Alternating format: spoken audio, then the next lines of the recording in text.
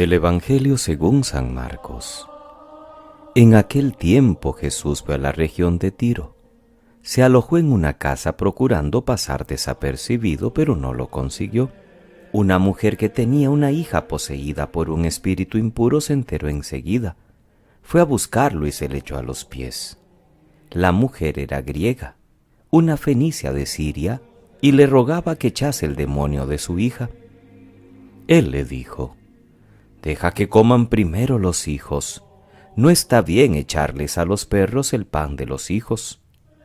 Pero ella replicó: «Tienes razón, Señor, pero también los perros debajo de la mesa comen las migajas que tiran los niños». Él le contestó: «Anda, vete, que por eso que has dicho el demonio ha salido de tu hija». Al llegar a su casa encontró a la niña echada en la cama. El demonio se había marchado. Palabra del Señor. Gloria a ti, Señor Jesús. Es jueves 10 de febrero, queridos hermanos. Celebra la Iglesia hoy la memoria de Santa Escolástica, Virgen y hermana de San Benito. Desde muy joven se dedicó a la vida religiosa y fue superiora de un convento de monjas. Siempre se la ha tenido por hermana gemela de San Benito y por una mujer de entrega constante a Dios. También destaca su amor por las conversaciones santas y su fino sentido del humor. Todo lo que nos refiere a su historia se lo debemos a San Gregorio, en los capítulos 33 y 34 del libro segundo de sus diálogos. Ninguna otra fuente antigua vuelve a hablar de ella. Y de este breve texto hagiográfico solo podemos espigar unos cuantos datos históricos: que era hermana de San Benito, que había sido consagrada a Dios desde muy pequeña, que acostumbraba a visitar a su hermano una vez al año y que murió poco antes que él y fue enterrada en el mismo Monte Cassino, probablemente entre los años 543 y 547, un 10 de febrero, en el sepulcro que San Benito tenía preparado para sí mismo.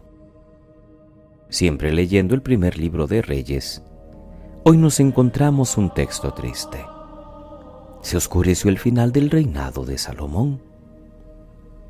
Tuvo problemas políticos y económicos y dificultades dentro y fuera de sus fronteras.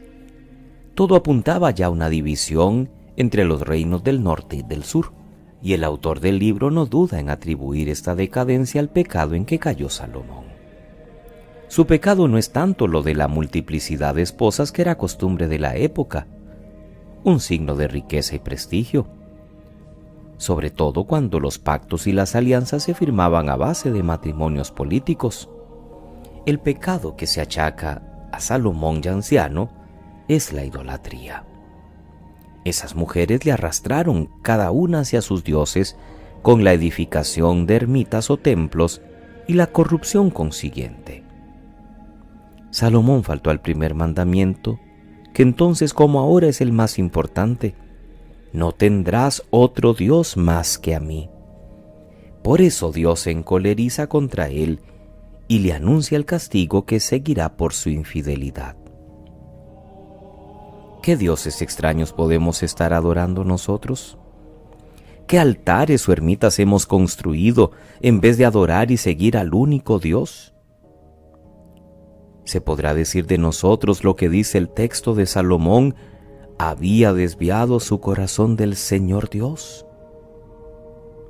Tal vez en nuestro caso no será la multitud de mujeres o templos a dioses falsos, pero puede ser el dinero, o el deseo de poder, o la ambición, o el poco control de la sensualidad, o el excesivo apego al dinero o algún otro afecto desordenado.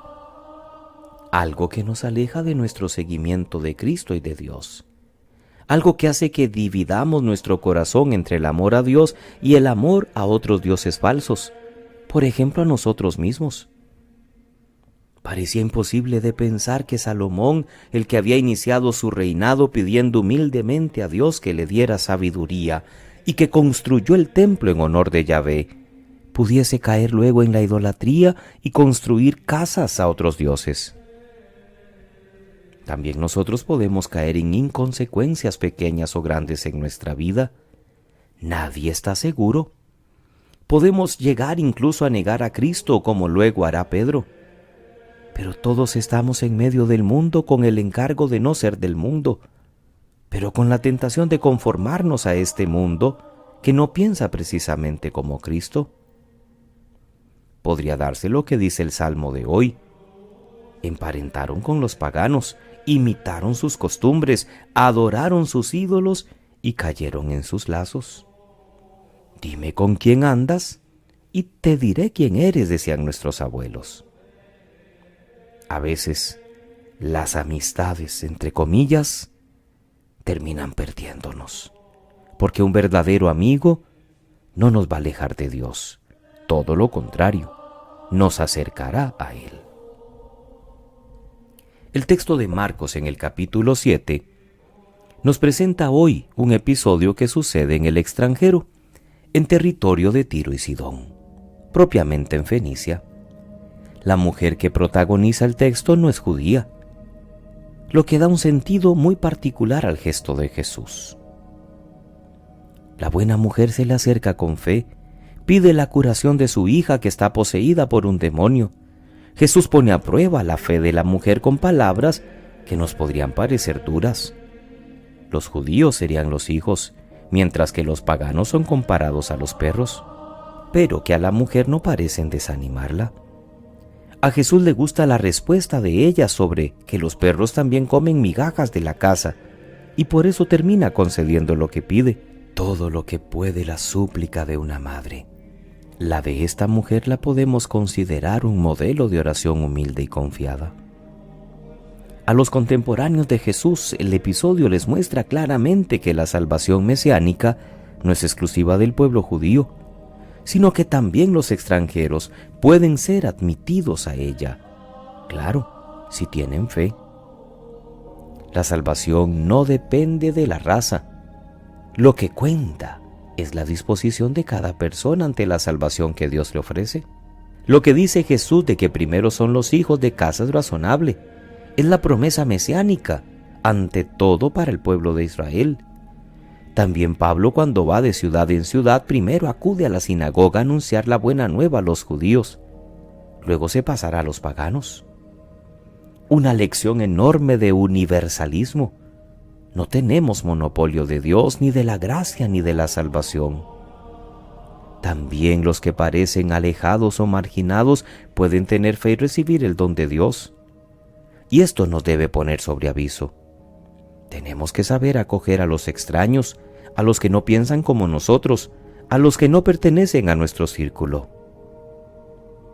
Corrijamos nuestra pequeñez de corazón en el ámbito familiar, en el trato social, en el terreno religioso. Que pasen muy feliz jueves, queridos hermanos, a visitar a Jesús sacramentado que nos espera con los brazos abiertos en el templo, para que le adoremos, para que pongamos en sus manos nuestra vida y nuestras intenciones. Que Dios les bendiga.